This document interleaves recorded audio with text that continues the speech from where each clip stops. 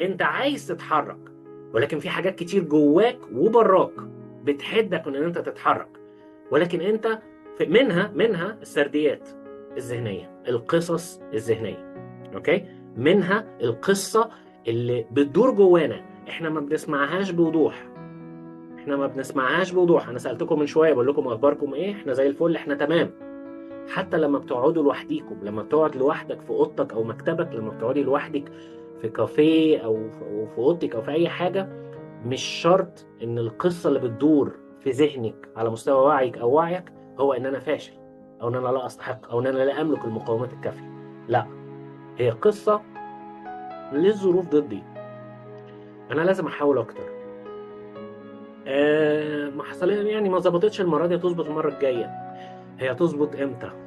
انا المشاعر دي مضايقاني. انا هقعد اسكرول على السوشيال ميديا، هتفرج على فيلم، هروح الجيم، هشوف صحابي، هاكل، هنخرط في علاقة، هجرب حاجة جديدة. كل المشتتات والملهيات اللي بتمنعنا من ان احنا نحس المشاعر السلبية اللي ناتجة عن cognitive scripts، قصص ذهنية جوانا نابعة من أفكار ومعتقدات بعضها يقبع في مكان جواك وجواكي، مصمم على إن أنت ما تعرفيش عنه حاجة، على إن أنت ما تدريش عنه حاجة. الكلام اللي أنا بقوله ده مسمع مع أي حد من الناس الحلوين دول اللي حاضرين ولا إيه؟